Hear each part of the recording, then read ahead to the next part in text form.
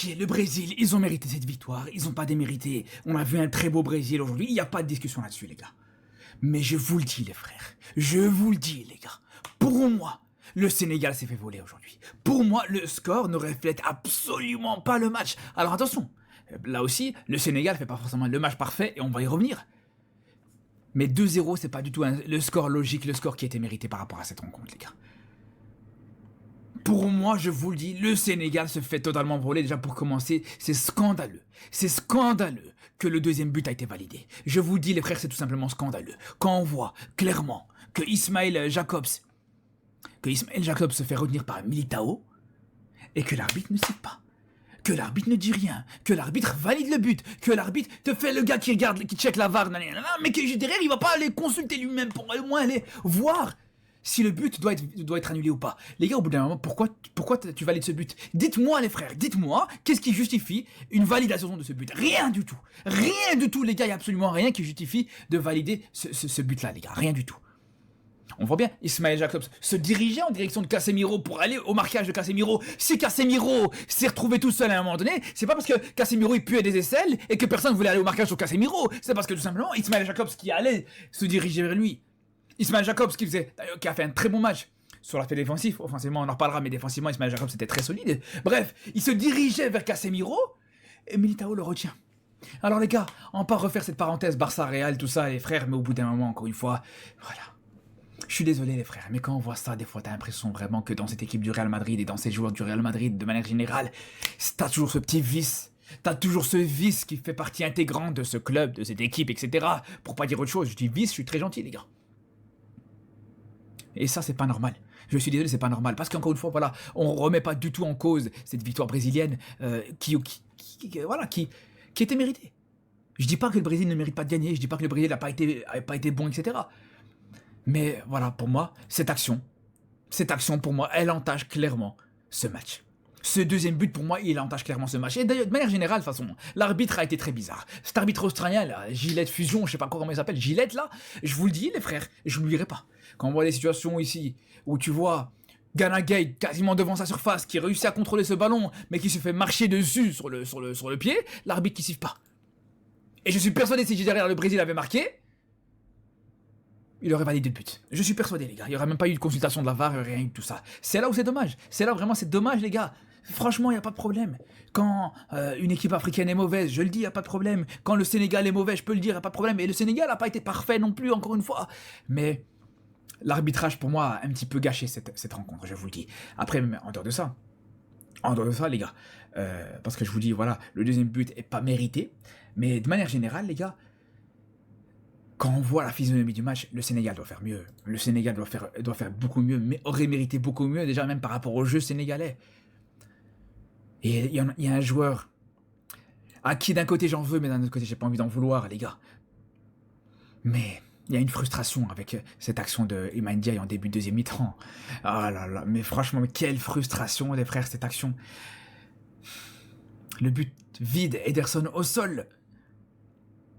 Nicolas Jackson qui fait tout le travail pour récupérer ce ballon et Iliman Ndiaye, un joueur que j'arrête pas d'encenser, que je passe mon temps à encenser, que je passe mon temps à applaudir, à respecter, à souligner ses qualités.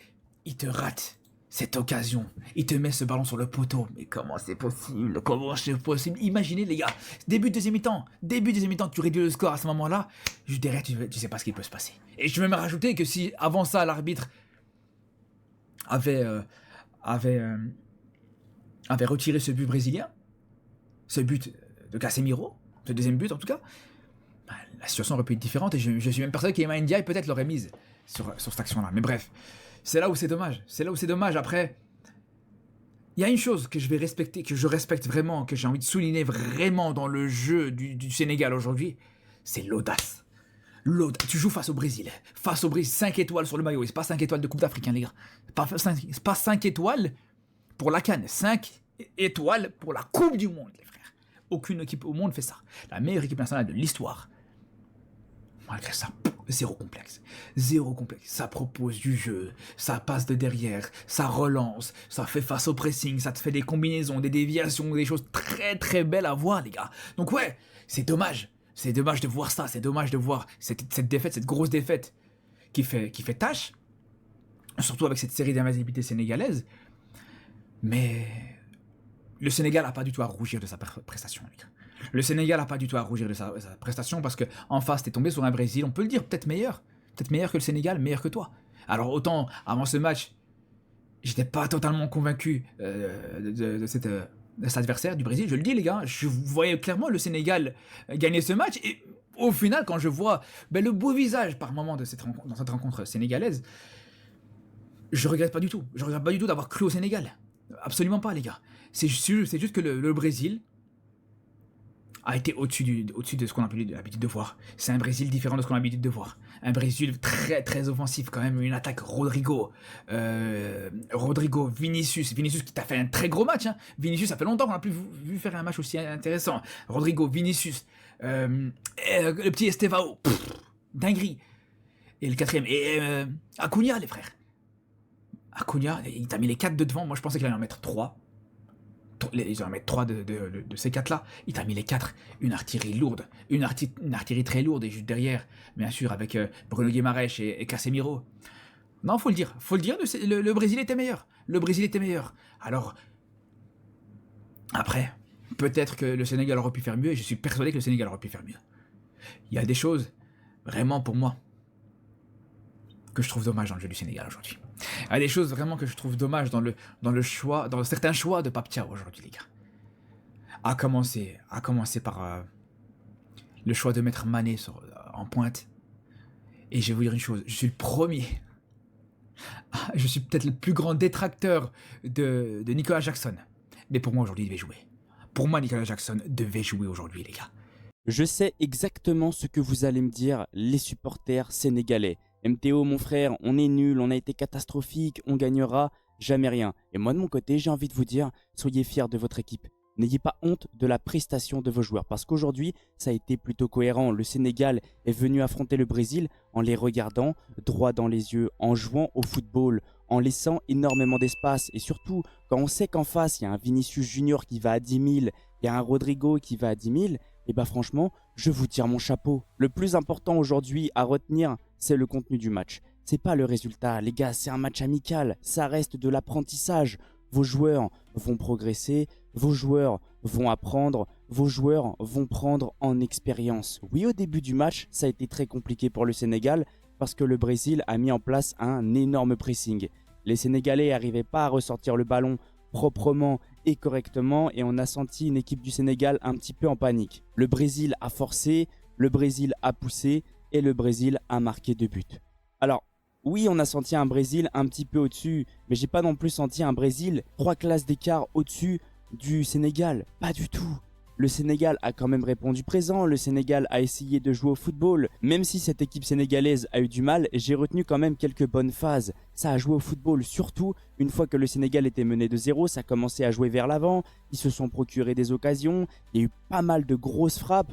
Ils sont tombés aussi sur un Ederson des grands soirs parce qu'il a fait un match incroyable. Il a sorti pas mal de ballons et en seconde période, j'ai senti une équipe du Sénégal qui est revenue avec de nouvelles intentions. Ils ont mis un bon pressing, ils ont joué vers l'avant, ils ont failli réduire le score parce que oui, l'occasion de Ndiaye, faut en parler parce que pour moi, il doit la cadrer. Oui, c'est un excellent joueur, oui, c'est un joueur incroyable, mais par pitié, cadre ton ballon parce que s'il avait cadré, c'était 2-1. Et là, c'était pas du tout le même match. Ça aurait pu se finir en 2 buts partout. Je pense que les Sénégalais auraient accéléré. C'est dommage. Vous n'êtes pas passé loin. Mais franchement, ce qui s'est passé aujourd'hui, vos joueurs vont clairement apprendre de leurs erreurs. Ça reste de l'apprentissage. Ils vont s'améliorer. Ils vont prendre en expérience. Il reste encore du temps avant le mondial. Il va y avoir la CAN. Il va y avoir la Coupe d'Afrique des Nations. Cette équipe a du potentiel. Cette équipe peut progresser et en plus, il vous manquait pas mal de joueurs. Au niveau de la première période, moi, j'ai 3 tops. Koulibaly et les 2 Gueye. Franchement, exceptionnel. Et du côté du Brésil, Vinicius top, Eder Militao top, Rodrigo top. C'était pas du tout le même Vinicius qu'avec le Real Madrid. Le match de Vini aujourd'hui, exceptionnel, stratosphérique. Il a donné le tournis à tous les défenseurs du Sénégal à part Koulibaly. Franchement, c'était journée porte ouverte de son côté. Il accélérait, il déposait à chaque fois le latéral du Sénégal. Le match de Vini a été incroyable. Défensivement, Eder Militao, Marquinhos et Gabriel, vous le savez, c'est solide, c'est puissant, c'est costaud et ça tient la baraque. Mais vous avez quand même réussi à les mettre en difficulté, il y a eu des occasions. Ça aurait pu être tout l'inverse. Vous auriez pu carrément être dans votre camp recroquevillé en train de subir pendant tout le match. Non, ça a été un match ouvert, ça jouait à la baballe, les deux équipes se rendaient coup pour coup, il y avait de l'envie, de l'intensité, il y a eu des occasions, franchement c'était un match agréable. Et comme je vous ai dit en seconde période, le Sénégal est arrivé avec de nouvelles intentions. Ils ont voulu poser des problèmes au Brésil, ils ont voulu revenir dans le match, manque de peau, ils n'ont pas réussi à le faire. Mais pour moi, il faut retenir ce qui s'est passé pendant ce match, pas que le résultat. C'est un match amical et on va très rapidement l'oublier. Au niveau des stats, franchement, on est à peu près sur du kiff-kiff. Bon, bien sûr, il n'y a pas eu beaucoup de tirs cadrés du côté du Sénégal, mais en seconde période, ils ont commencé à enchaîner les occasions et on a ressenti un Brésil qui commençait un petit peu à paniquer. Ils ont subi quelques occasions, le poteau de Ndiaye, les frappes de Gueye, je crois une frappe de Sadio Mané. Et une fois qu'ils étaient menés 2-0, le Sénégal a commencé un petit peu à se réveiller. On a senti qu'ils commençaient à avoir envie de jouer au ballon. Bien sûr, c'était compliqué avec un pressing comme ça parce qu'à chaque fois, on le voit avec le Paris Saint-Germain. Le plus important, c'est la première passe, c'est la ressortie de balle. Et si cette ressortie de balle n'est pas faite correctement, tu paniques très rapidement parce que les joueurs te pressent et tu es obligé de dégager le ballon. À 2-0, ils ont commencé à trouver un petit peu quelques petites failles. Ils ont commencé à utiliser les espaces un peu plus intelligemment. Et j'ai trouvé cette équipe sénégalaise très cohérente. Ils ne se sont pas non plus laissés marcher dessus parce qu'on le sait, le Brésil reste une très très grosse sélection, une très très grosse nation. Vous savez, le point positif de faire ce genre de match-là, c'est que ça fait ressortir toutes les lacunes de l'équipe du Sénégal. Bonjour les copains, juste avant de rentrer dans le vif du sujet, je vais vous demander de liker la vidéo et de vous abonner, de partager. J'ai pas fait de vidéo depuis un moment, donc du coup YouTube ne vous les montre plus trop, donc il va falloir liker tout ça pour lancer la machine et on va tous analyser ce match ensemble. Donc aujourd'hui en fait la différence entre le Sénégal et le Brésil principalement, c'est le manque de qualité technique. Et j'ai déjà dit des choses quand on a gagné des matchs et les gens des fois ne les comprennent pas.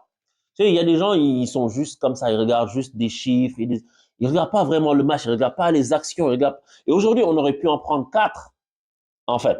Ouais, peut-être 4, un truc comme ça. On aurait pu en prendre 4, ça aurait été la même chose. Mais parce qu'il y a des lacunes, il y a des choses qu'on traîne et qui ne se voient que lorsque tu joues des matchs comme ça. D'ailleurs, je suis très content qu'on ait joué un match comme ça. Même si j'aurais pris un autre adversaire que le Brésil, parce que je l'ai déjà battu il y a quelques temps, j'aurais pris l'Italie, machin, mais là, le Brésil est arrivé aussi à bloc. Ils étaient arrivés pour démontrer que, OK, vous nous aviez battu, mais là, on est plus fort. OK, donc il y a la motivation et puis on a un match de très haut niveau. Donc c'est une bonne chose. Mais au niveau de la qualité technique, comme je disais, l'écart, il est trop grand. Il est trop grand. Et tu sais, c'est pas parce que les joueurs du Sénégal n'ont pas de qualité technique, c'est pas parce que ce sont pas des joueurs de haut niveau quand même, mais c'est pas le très haut niveau. L'équipe, c'est pas le très haut niveau. On n'est pas à ce niveau-là. Je vous le dis tout de suite. Les gens, des fois, ils sortent des matchs, tu vas gagner contre le Congo, contre la Namibie, la Guinée-Bissau, tu reviens, on va gagner la Coupe du Monde, mais redescendez sur terre.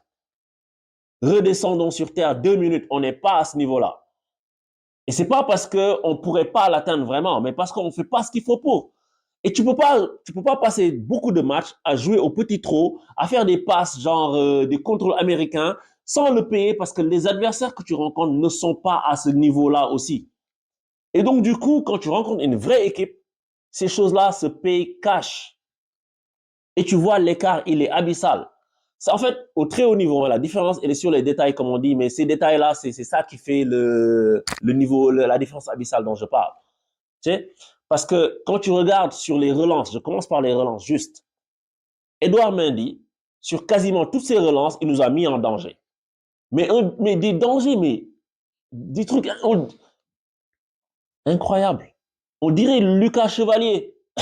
Les mecs, tu sais, les mecs faussement confiants au pied là, qui font, je vais faire une petite relance tranquille, ça presse, mais arrêtez. Mais frère, un vrai dégagement s'il faut. Toutes les fois où le Brésil nous a mis la pression, on a perdu le ballon. Et on s'est mis à courir derrière le ballon. Le Brésil nous a dominé de la deuxième minute à la fin du match. Tu sais, on a eu quelques moments par à coup, mais au total, ça dure même pas 7 minutes ou 10 minutes. C'est pas possible. Il faut qu'on sache tirer les leçons de ce match-là parce que ça fait ressortir toutes les lacunes que nous avons. C'est ça la réalité, elle n'est pas plus compliquée que ça. Quand tu vois dans les passes, à chaque fois je le dis, à chaque fois je le dis, à chaque fois je le dis, quand tu vois au niveau des passes, pour permettre à Mané d'être un peu plus libre sur le côté, pour pouvoir permettre de décrocher, etc. Et surtout pour permettre à Iliman Ndiaye de pouvoir ne pas être dans la ligne d'attaque, mais d'être derrière, en soutien de l'attaque. Et ça, les gars, je vais vous montrer.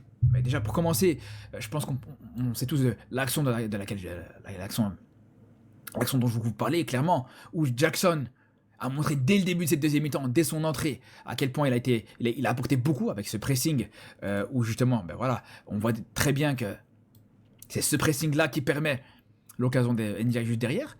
Même en dehors de ça, on a vu l'absence d'un neuf comme Jackson. Tu veux pas mettre Jackson, tu mets Chérif Ndiaye à la limite, mais il manquait un neuf, un vrai neuf de métier dans ce match pour le Sénégal, parce que quand on voit une situation pareille dans cette zone, en général, on le dit souvent, entre le point de pénalty et le petit rectangle, entre les défenseurs, entre le latéral et surtout le central, c'est là où c'est une zone intéressante, c'est là où tu as besoin d'avoir un point de fixation, ne serait-ce que soit pour pouvoir, pourquoi pas, récupérer des centres de la tête, ou alors tout simplement pour attirer des joueurs. Si tu as un Nicolas Jackson à ce moment-là, tu as un Ndiaye qui est absolument tout seul, qui a beaucoup plus de liberté. Et si tu as Nicolas Jackson à ce moment-là, tu peux aussi centrer sur Nicolas Jackson, qui peut te mettre une tête, qui peut t'apporter du danger comme ça. C'est là où, voilà, on peut reprocher ce choix-là. Et même en de ça, les frères, je vous avais parlé donc du fait que tu avais besoin de ce point de fixation à l'attaque.